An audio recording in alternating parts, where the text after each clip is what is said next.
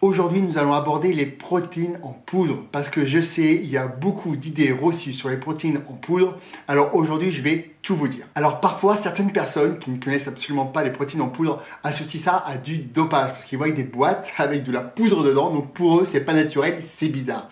Donc, alors, c'est soit des produits dopants, soit c'est nocif pour les reins, alors que ça reste des protéines comme toutes les restes, simplement que, voilà, souvent c'est du lait réduit en poudre, déshydraté et mis en poudre, et vous allez voir qu'on l'utilise dans beaucoup de domaines. Alors c'est vrai que pendant des années, ce sont seulement les bodybuilders aguerris qui avaient recours aux protéines en poudre, mais vous allez voir qu'on les retrouve vraiment partout. Par exemple, on s'en sert dans les hôpitaux pour augmenter les apports en protéines pour les personnes âgées. Ou aussi pour les personnes en convalescence, ça leur permet d'avoir un apport en protéines suffisant quand les personnes, par exemple, ont du mal à manger, ou ont du mal à manger du solide, on va dire. C'est vrai que consommer des protéines en poudre est quelque chose de beaucoup plus pratique et facile pour eux. On les retrouve aussi dans les laits maternels. Et c'est vrai qu'on ne s'en rend pas toujours compte, mais à nos petits bébés, qu'est-ce qu'on leur donne? On leur donne des protéines en poudre. Alors évidemment, c'est adapté à eux par rapport aux macronutriments.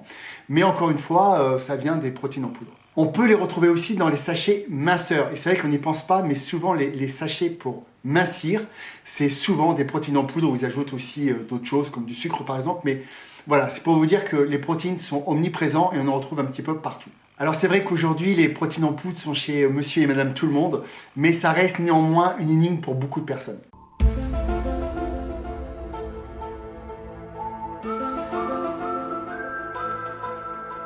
Alors il faut savoir que sur le marché, il existe à peu près 4 grandes catégories de protéines en poudre. Les plus connues sont les protéines laitières, c'est ce qu'on retrouve le plus sur notre marché, comme la whey protein par exemple, mais je vais y revenir un peu plus tard. Ensuite, nous avons les protéines végétales, qui sont très utiles par exemple pour les personnes qui sont végétariennes ou véganes. Mais le problème avec ces protéines, c'est que ça pose encore certains problèmes, notamment à cause d'antinutriments qu'ils pourraient avoir, mais aussi un potentiel œstrogénique, et en plus, suivant les protéines que vous prenez végétales, il peut avoir des problèmes de digestion. D'ailleurs, je vous invite à aller voir la vidéo de Will Johnson qui a fait une vidéo géniale avec Eric Lépine sur les protéines végétales, hyper passionnante. Ensuite, nous avons les protéines de blanc d'œuf. Alors là aussi, le seul problème, c'est que je vous avais déjà expliqué que le jaune d'œuf et le blanc d'œuf, en fait, au niveau des acides aminés, ça se complétait.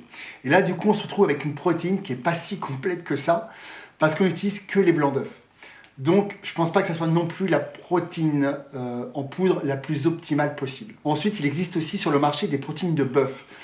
Malheureusement, je pense que la qualité de la viande qui est utilisée pour faire ces protéines n'est pas optimum. Donc, c'est pareil, je ne vous conseillerais pas trop de prendre des protéines de bœuf. Alors maintenant, je vais revenir sur les protéines laitières. Alors les questions les plus fréquentes, c'est de savoir quel type de protéines laitières il faut prendre. Alors déjà, il faut savoir qu'il y a 2 grandes familles.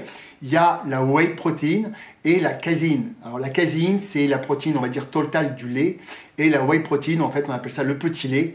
C'est la partie souvent qu'on extrait, par exemple, qu'on fait des fromages, il reste ce petit lait. Et ça, en fait, ça s'appelle du lactosérum, du petit lait, tout simplement. Alors souvent, on se pose la question, quel type de protéines laitières il faut prendre? Alors je pense que l'origine du lait a une grande importance, que vous allez voir que certains pays sont meilleurs élèves que d'autres.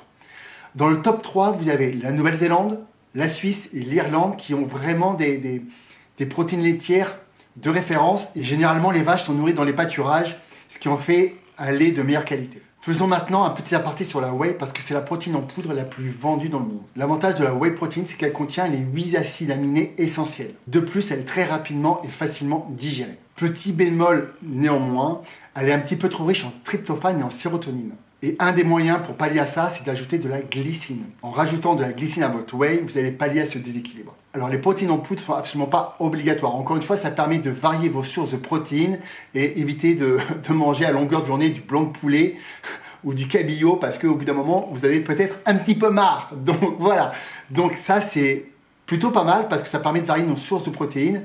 Ça permet aussi d'avoir une source de protéines facile à transporter quand on est en déplacement. Voilà, c'est vraiment le côté pratique, mais encore une fois, rien n'est obligatoire. Alors, comme on parle de protéines, quels sont les dosages optimums lorsqu'on pratique de la musculation? Alors, on estime habituellement un dosage entre 1,5 et 1,8 g par kilo de poids de corps qui est, à mon sens, largement suffisant. Alors, bien sûr, dans certains cas, on peut augmenter légèrement l'apport en protéines, que ce soit quand vous êtes évidemment sous stéroïdes anabolisants, vous pouvez augmenter légèrement, mais encore une fois, je ne pense pas qu'il faut monter au-delà de 2,5-3 g par kilo de poids de corps. Je pense que c'est littéralement inutile parce que votre corps de toute façon a une capacité limitée pour pouvoir assimiler toutes ces protéines et l'excédent de protéines de toute façon va être converti en glucose. Donc un excédent de protéines, d'une, ne sera pas nocif pour vos reins si vous n'avez pas déjà de maladie installée, mais surtout que ça va vous coûter extrêmement cher et que je pense qu'il est plus judicieux d'augmenter plutôt ses apports en glucides que de vouloir absolument augmenter ses apports en protéines extrêmement hauts. De plus, je vous rappelle que les glucides épargnent les protéines et ça, on a tendance à l'oublier. C'est-à-dire que dans un régime, par exemple, on a la phobie des glucides, on essaye de couper au maximum les glucides et en augmentant au maximum aussi les protéines. Mais comme de toute façon l'excès de protéines est converti en glucose, donc en sucre, je ne vois pas l'intérêt en fait de faire ça.